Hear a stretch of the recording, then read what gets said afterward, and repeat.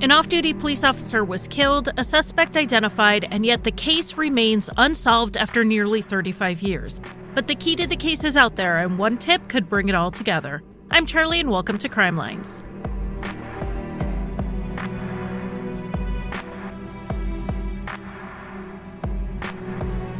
Welcome to day 12 of 12 days of Crimelines. We are wrapping it up with a cold case out of California.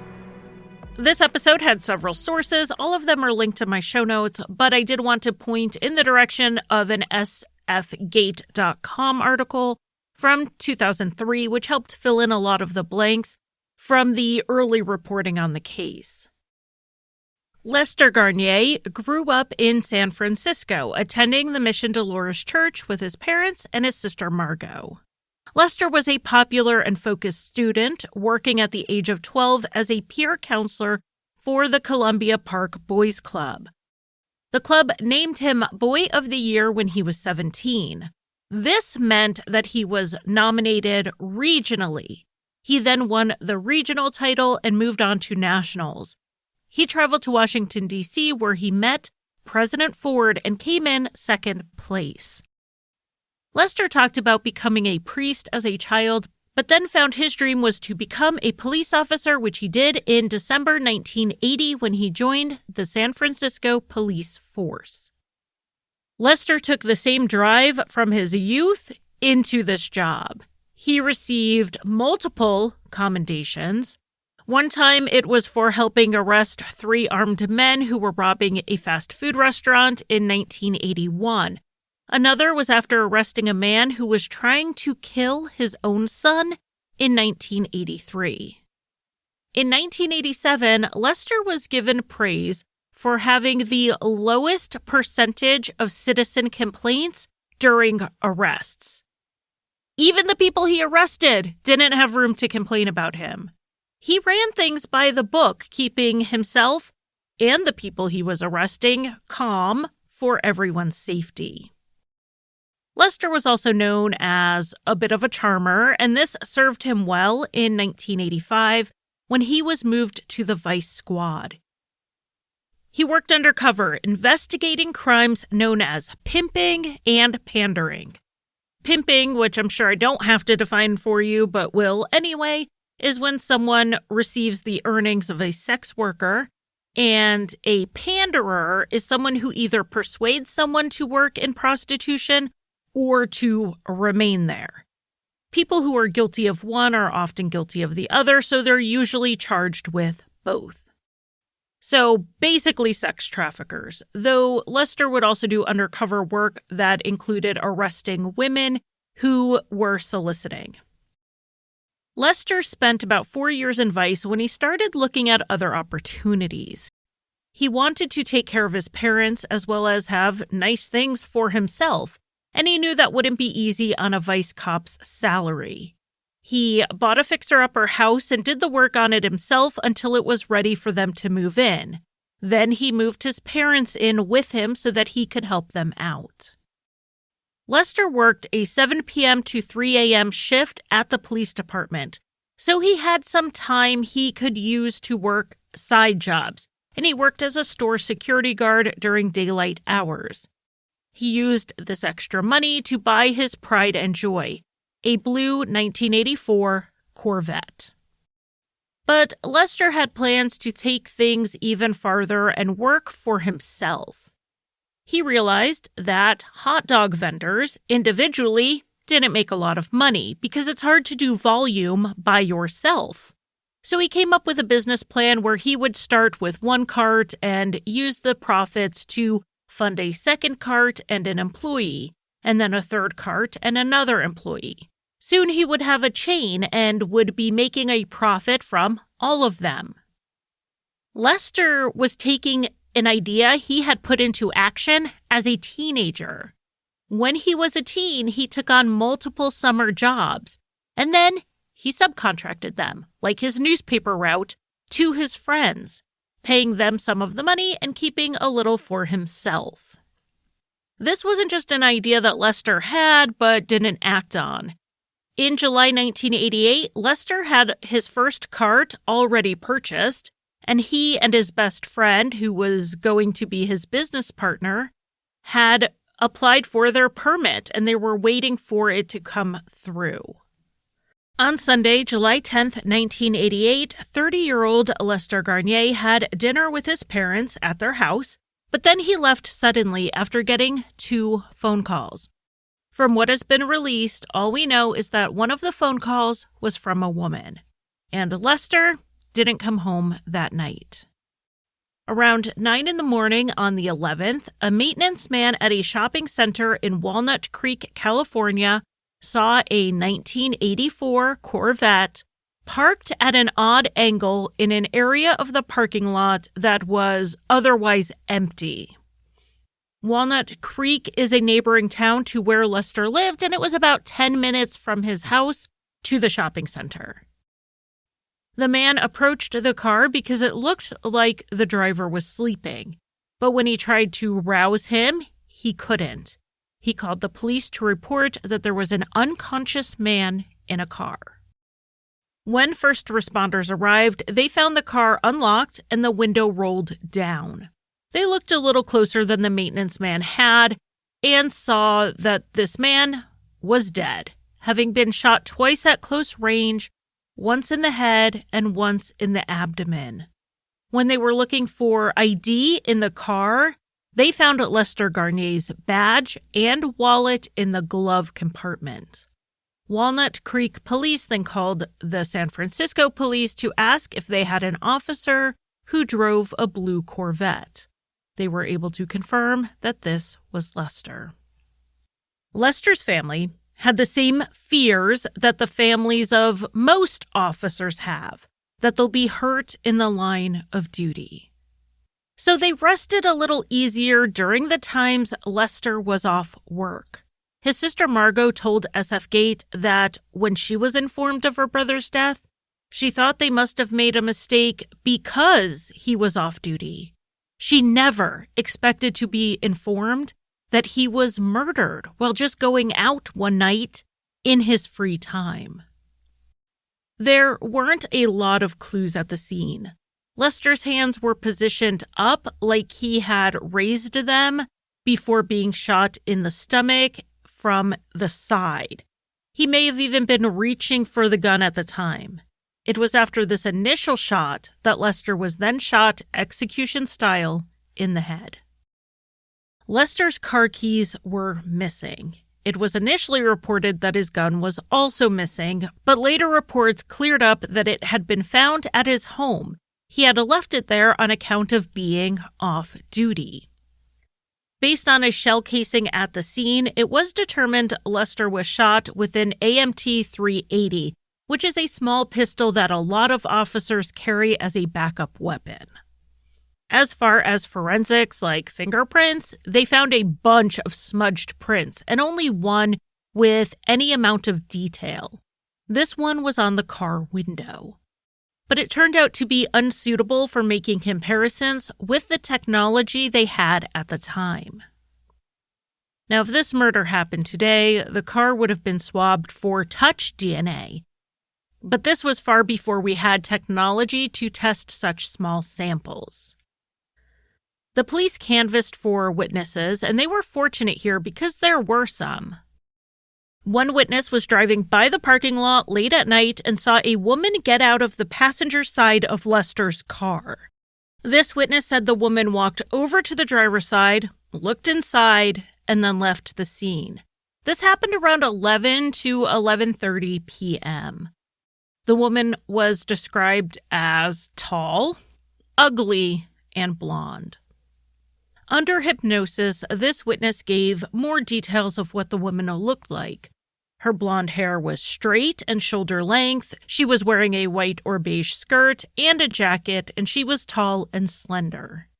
A sketch was made and they showed it to a second witness who also saw a similar-looking woman that night, but he saw her with someone else.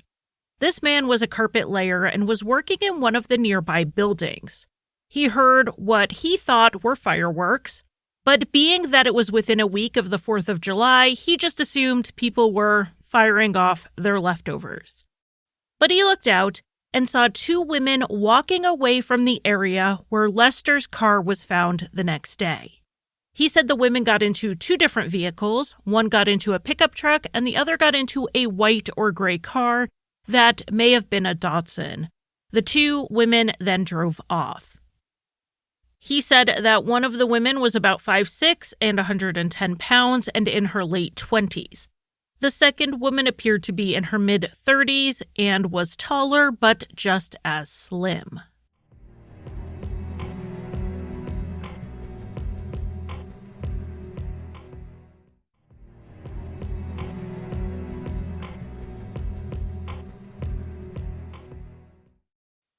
And there may have been a third witness.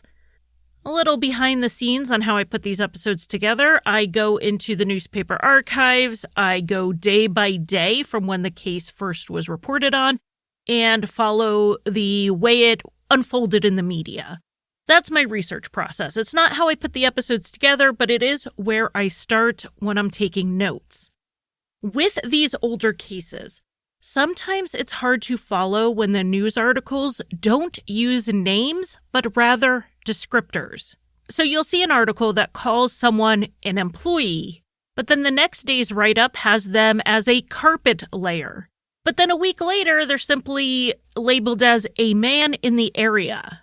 Now, these could be three witnesses, but they could be three ways to refer to one witness. If there was a third witness, independent of the two we already discussed, this person basically backed up the timeline of this happening around 11 p.m.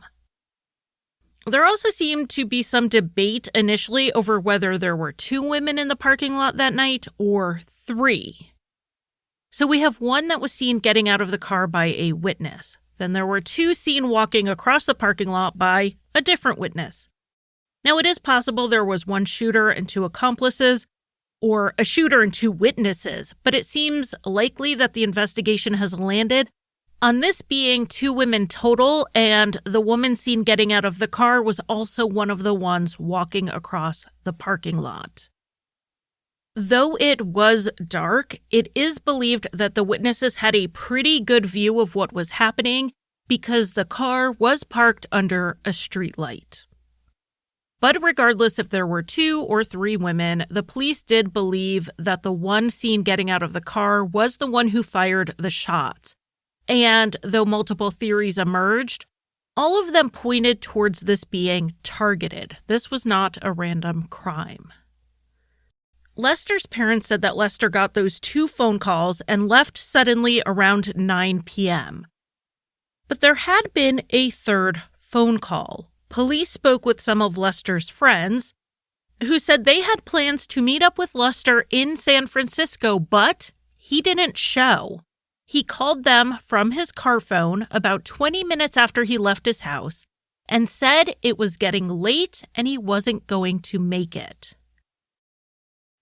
From this 9:20-ish phone call until Lester's car was seen in the parking lot around 11 or 11:30, no one knows where he went or what he was doing.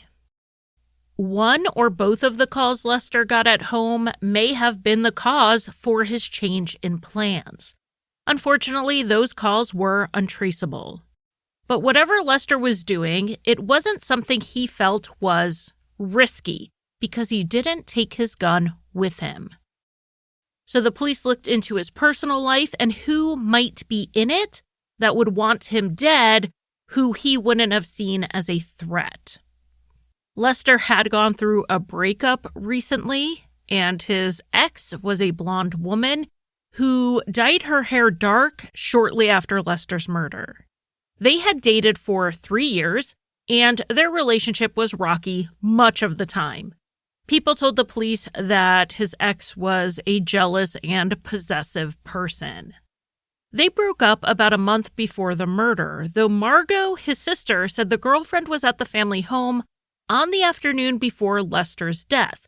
So at the time of his death, things seemed to be possibly amicable or amicable enough. Plus, she had an alibi. She was in San Francisco that night, and she was seen out in public. The police could verify this because she and her new boyfriend got into an argument while they were out, and it caused enough of a scene that others saw and remembered it. Another angle explored was Lester's work in the police force, particularly his undercover vice work that he had been doing for the previous 4 years. In interviewing sex workers Lester had previously arrested, they couldn't find anyone with any serious complaint about him. Now, it's weird to say that they liked him because he was an arresting officer, but that's what the reporting essentially says, and it's in line with what we know about him having the lowest percentage of citizen complaints during arrests. But the police did find, using phone records, that Lester did call massage parlors in his off-duty hours, and I will assume they mean massage parlor in the euphemistic way, and they are talking about a place that fronts as a massage parlor but actually provides sex services. Illicit massage parlors don't exactly keep records of who comes and goes, and Lester's sister told the SF Gate that she believes the investigators jumped to the conclusion that Lester was doing something bad, and didn't consider that he may have been following up on a lead since he worked busting places like that. He wouldn't be the first or only cop to do some basic work, like making phone calls, during off-duty hours. But if Lester was seeing sex workers privately or as part of his work, could this have been a meetup gone wrong? Maybe he got a call on a lead and went to meet with an informant or someone he thought was acting as an informant. Now, looking at the gun used, it was a common backup gun carried by some officers, so maybe it wasn't necessarily tied to a woman Lester knew, but others who knew her. It turned out Lester was investigating a local brothel that was frequented by other cops and even some politicians. Did Lester find out something about a fellow officer that they were afraid would get out? It seemed possible since just days before his murder, Lester had been on a stakeout. Maybe he had seen something that day. But it's also possible it was tied to something larger than someone being spotted at a bordello. As reported in the SF Gate article from 2003 that I keep referencing, the police searched Lester's home and took several items into evidence. One of those items was a surveillance tape which wasn't from any of Lester's investigations. It was found hidden in his home office area. This was a tape that was from the FBI, and it was of a restaurant in San Francisco. This establishment was opened by a known member of the Gambino crime family. Because of who owned it, it was watched for signs of illegal happenings. When they saw nothing after a few months, they ended the operation and gave all of the videos to the San Francisco police, which the SF Gate said was standard practice for the FBI to do. But it seemed odd that Lester would have this tape, let alone have it stashed away somewhere in his home. Sources told the SF Gate that the tape may have implicated SFPD officers in something criminal. Maybe Lester was about to turn whistleblower. Several officers were questioned, especially female officers who fit the descriptions of the two women seen. Ballistics tests were run on at least 8 guns, but no positive results were found. Along the lines of the killer being a woman in law enforcement, there was also a federal agent tied with the IRS who had her parked car explode from a car bomb in Walnut Creek just months after Lester's murder. Some suspect this was connected, though it's unclear how. Now, I mentioned before that some police officers were tied up in a local brothel, but so were some politicians. And the name Roger Boas has come up in relation to this case time and time again. A few months after Lester was killed in the fall of 1988, news broke about a large police sting in San Francisco that targeted brothels. And Roger Boas's name was on the client list. Well, not his real name, but an alleged alias. These brothels were part of a prostitution ring operated by a husband and wife team named Patrick Roberts and Kelly Lloyd, and their client list included a number of high-profile people, like people who were wealthy, politically connected, and even police officers. By far the worst part of this was that in these brothels were several girls who were literal girls, under 18, and those girls were targeted for exploitation. Roger Boas had been San Francisco's chief administrative officer under 2 mayors, and he was campaigning to be mayor himself when he was exposed. It was actually his mayoral campaign that brought him down because a sex worker saw his campaign poster and recognized him as a client she knew as George. A tip was called in that linked him to that alias. So, how does this come back to Lester? Well, he worked in Vice. The arrests were made after his murder, but this case was the result of a long investigation that was occurring while Lester was still alive. As the arrest warrants were being prepared 2 months before Lester's murder, the team needed surveillance of the head of the ring, Lloyd and Roberts, so they could take them into custody without issue. Lester and his partner Chuck were tasked with watching them. A few days later, though, Lester's partner came back saying that their covers had been blown. 2 months later, Lester was dead.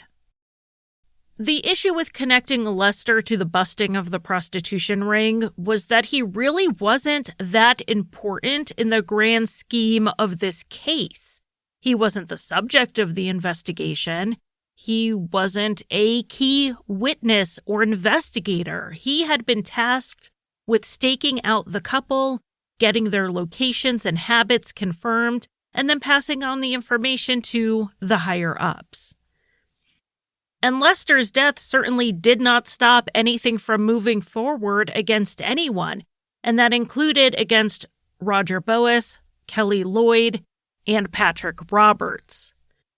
His death really didn't even slow things down. It was just months later that Roger Boas pleaded guilty to 2 charges related to this. And in less than a year after Lester's murder, Kelly Lloyd had been indicted, skipped town, featured on America's Most Wanted, and arrested again. So if Lester was targeted due to his involvement in the investigation, the actual motive is still unclear. With so many leads, it does seem strange that this case has had so little movement, particularly in the early years. And some say that's because the early investigation was not what it needed to be. Lester's friends and coworkers in San Francisco wanted to investigate the case, but they were told it was Walnut Creek's case, and they were only to help if invited in. But then some San Francisco officers openly criticized Walnut Creek, basically saying they were too small of a police force and too inexperienced to handle an investigation of this size. And they claimed that they had not processed the scene thoroughly enough. As you can imagine, Walnut Creek didn't necessarily take this criticism well. And though the 2 police forces were supposed to be working towards a common goal, it seems from what people have said years later that it didn't exactly work out that way. In 1998, with Lester's case being cold for 10 years, the San Francisco police launched a reinvestigation of their own. What sparked the investigation appears to be an old internal memo that had been found. The memo referred to something an informant had said. They claimed they saw a drug dealer working with an off-duty police officer, and the drug dealer, according to the informant, was Asian and drove a Corvette. It would later come out that some believed Lester was the person the informant characterized as an Asian drug dealer, and one of his supervisors in Vice was the off-duty cop. It's unclear why they thought this, seeing as there was no evidence of this, and the supervisor they were claiming was the off-duty cop had actually written the memo himself. So why would he pass on information from an informant that implicated him in the crime? The memo turned out to be not important, except in the sense that it reopened this investigation.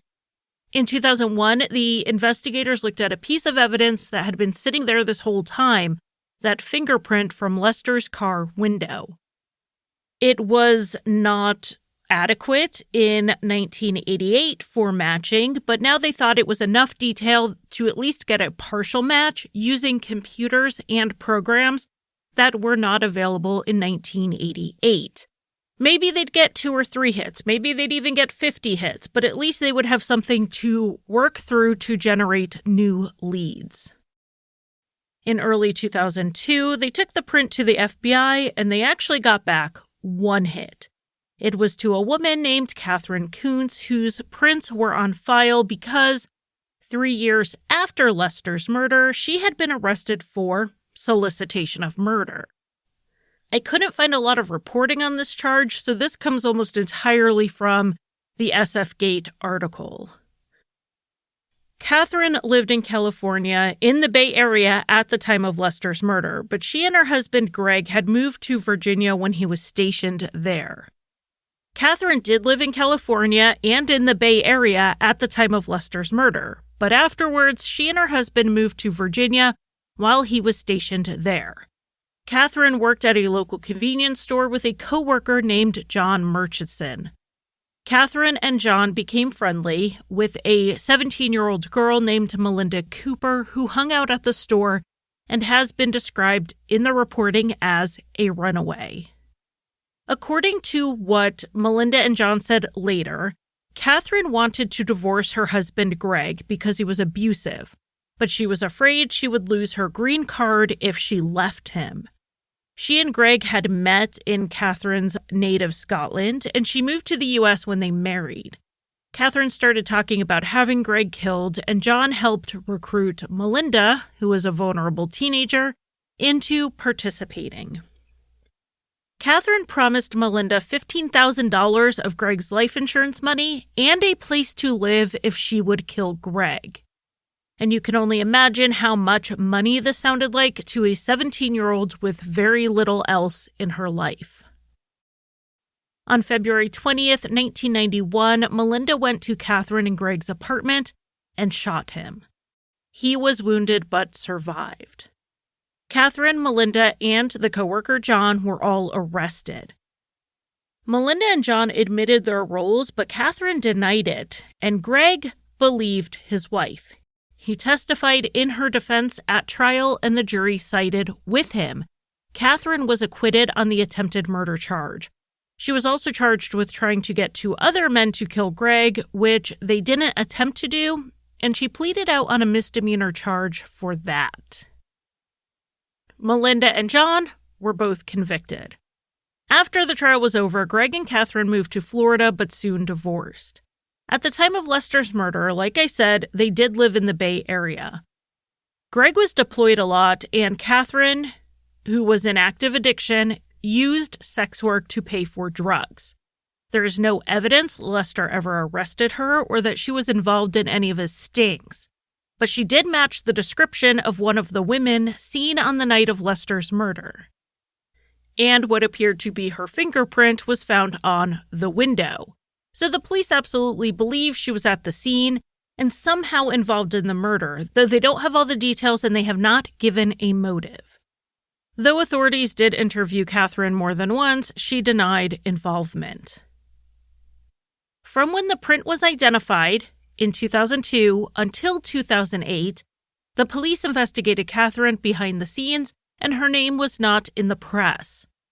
Then, in 2008, they went public with this information in the hopes someone who knew something would come forward. They felt pressured to move on this case because Catherine was in a Florida prison at the time, serving a sentence for a drug charge. On release, she was slated to be deported back to the UK. If Catherine did this, they wanted to arrest her before she disappeared to another country. Unfortunately, that did not happen. In 2009, Catherine was released from prison and deported to the UK, and the last that has been reported on her, she was living in Manchester.